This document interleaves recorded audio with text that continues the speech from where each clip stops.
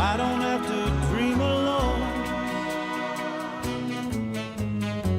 Someday, I don't know how, I hope that she'll hear my plea. Some way, I don't... Welcome back. I'm Michael. You're listening to The Michael Dresser Show. Originally from Cape Town, South Africa, our guest, profile author Romay, has spent 14 years living in England, where she moved in order to divorce her first husband. She's the mother of a young son whom she essentially raised as a single mom, even while married to his father. Her first three newest books are The Memoir of the Heart, Teamwork Makes the Dream Work, Undeniable Truth, Love of a Mother, and Catching Charlotte, Love is a Million Little Things. Romay, hi, welcome to the show.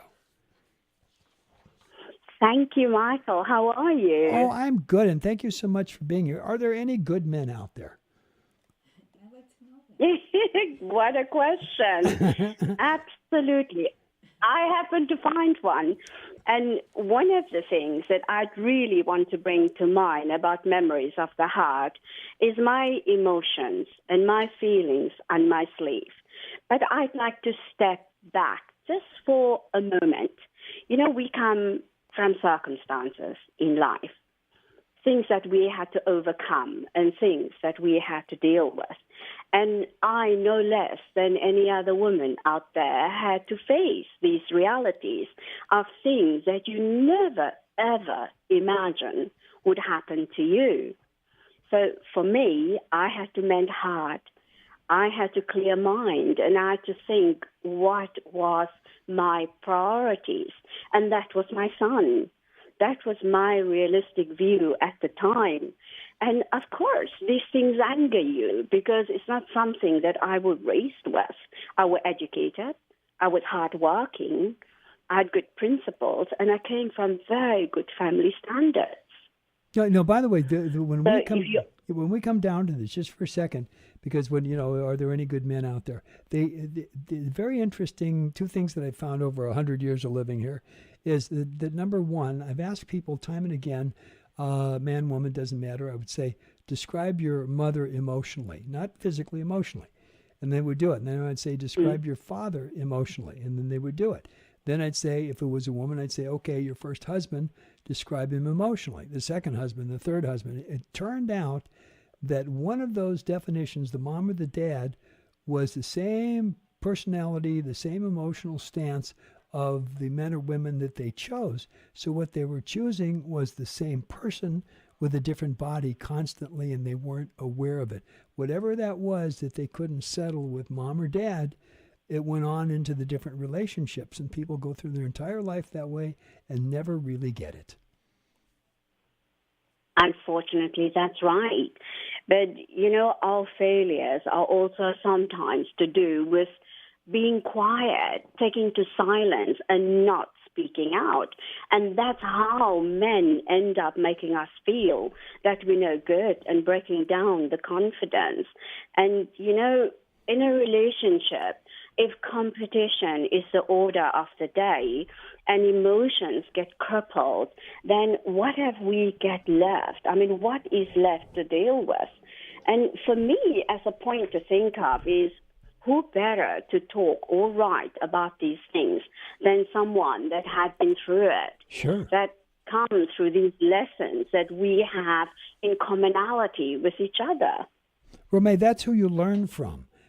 Something coming out of a book, is wonderful, but it's the person who put it to pen that has gone through it, that actually knows and has experienced that this is what it is, and this is how you work through it.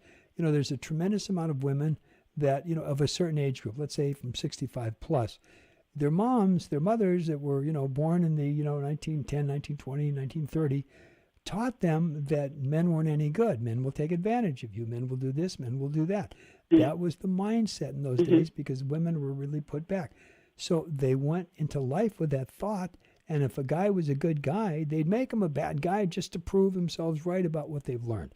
And it's a very interesting thing to see what happens. So it's kind of a reversible cause and effect. It's joint. And there's some bad guys out there. There's no question about it. But at the same time, oh yes, if what you are inside is what you're going to draw from the outside. If you need to be beat up, my goodness, you're going to find somebody to do it. Yeah, because my motto is don't let someone else define who they assume you are. Oh, yeah. And, I found love. I've dealt with my emotions and I've gone through things that I had to overcome because at the end of the day, you as an individual have to be a complete person. You have to learn how to give to yourself before you can give to someone else. And that also gives us a more realistic view of looking and seeing the person standing in front of me to see, do I need what this person have to offer? Because there's such a big difference between wants and needs.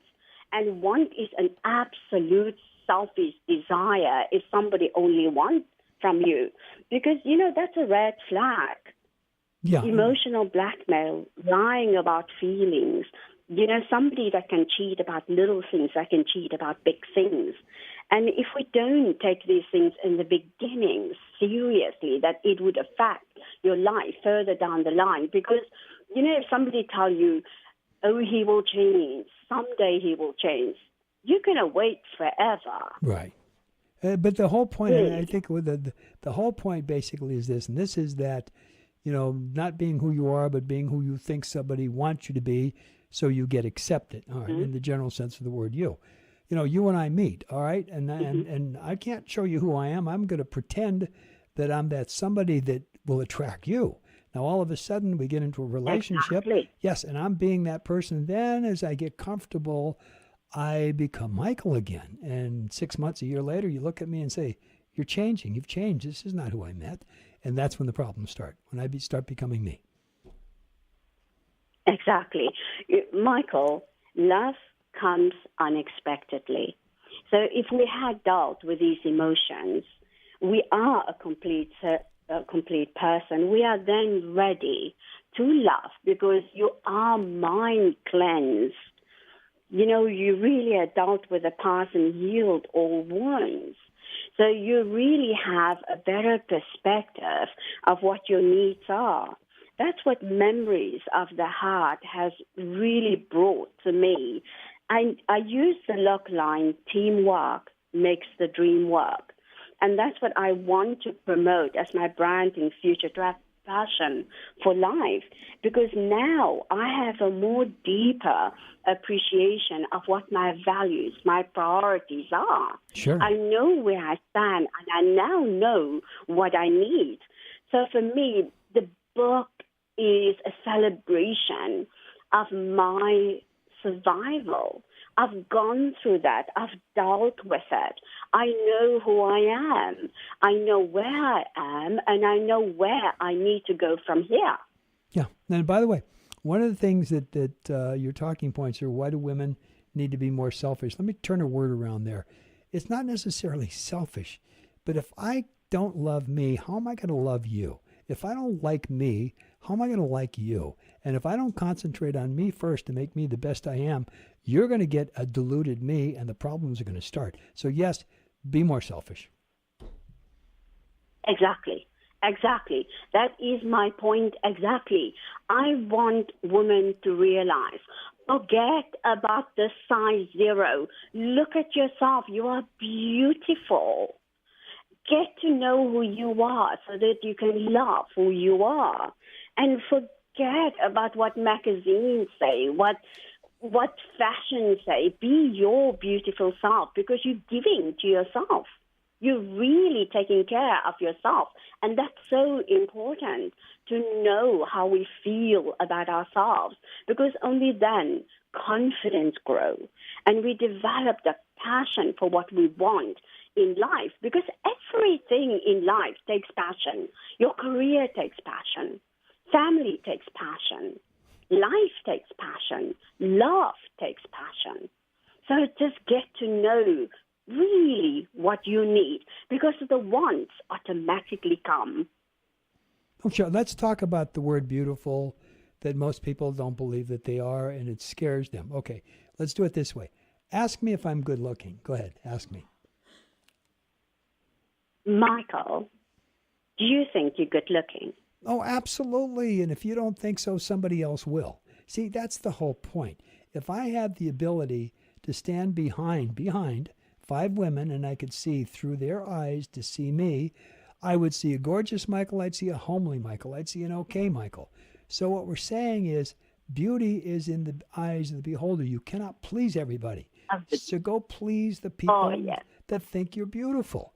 And there's the key, because you can say to someone, you're beautiful, and they're going, oh, yeah, right, sure. But somebody out there is going to think you're the most gorgeous thing on the planet. You just have to let yourself be there. Absolutely. Yeah. Absolutely. It's one of the terms as well that I use, spiritual, and I've had many questions with why I use the term spiritual, because love is spiritual. Yeah. Because we need heart, mind, and body to love in completion. If you love with a heart, it's the excitement when you meet the person. But these things evolve. So if you use your mind and really get a full sense of what this relationship will be 10 years from now, 20 years from now, because you grow. And if you love with body, when you communicate, you connect. Everything in life starts making sense. Absolutely. I'll give you the secret to a long, fulfilling relationship. Are you ready? Yeah. Okay. You sit down with that person and you say to them, how do you know when you're loved? Not how do you receive it. How do you know when you're loved? Once you know, then you can fill it up. And the problem, most of us, and I hate to say this, but most of us, we don't know how to love somebody. I can't say that I know how to love you. I can't. Because I'm a man, I'm supposed to know those things. That's not so. And the only way to know is to find out. Mm-hmm. And then you can do it. And I think that's the same thing moms and dads should do with kids. Exactly. Yeah. They should instill the confidence that you are beautiful. As a person, you are beautiful. I have often been accused of being too overly confident, but I know who I am. Yes. I know what I stand for, and I stick by what I believe in because those are my standards. Otherwise, I'm pleasing someone else. And, utter beauty is vanity. Every single woman on earth can make themselves beautiful. We have hair color. We have makeup. There's so much things you can do today. A change of clothes. Just simply a change of attitude will make you look beautiful because you become confident. Yeah, absolutely. No question about it. But that's the whole point. And you have to have the confidence in yourself. It's not someone else. At my optimum best, I can only be the second best you. No matter how hard I try, I can never be as good at being you as you. So the more that I'm trying to be you and what you want me to be, I dilute myself. So my job is to be the very best Michael I can be, and all of a sudden there's a whole different person standing there. My sentiments exactly. Be who you are. You'll be more comfortable in your own skin. No, it's true, because when you really come down to it, the world is nothing more than a big mirror out there. If somebody doesn't like you, it has got nothing to do with you. It's got to do with something they don't like about themselves, but they recognize it in you. It's unconscious. They're not even aware of it. And all those big battles that we have has nothing to do with you. It's them. Yeah, that comes down to judgment. People judging you, and it actually is an expression of their own attitude. It's their own reflection. Yeah, that's just it. It is a reflection. And if once, you start, not you in the general sense of the word, but once that you start to get that, all of a sudden you begin to realize it's got nothing to do with you. And that's where the power starts. Mm-hmm. That's where it starts. But it's also reaching a place of peace, and giving thanks for things that you're in appreciation of. And, focus. One of the things that I concentrate on is how I can inspire someone this day. Even if it's one person that I can inspire today, that's much, because it shows that you have dealt and you have overcome and you have matured.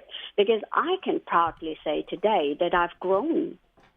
Yeah, and growing is good. Now, by the way, I hate to do this, but we're just about out of time, so let me ask you this. Website where we can find you and find the book. princessromay.com. And the book is available on Amazon. Memories of the Heart. Teamwork makes the dream work. So I'll repeat that again. Is www.princessromay.com. Wonderful. And thank you so much for joining us. Thank you for having me, Michael. Take care. Bye-bye. Just a jackknife Bye. has old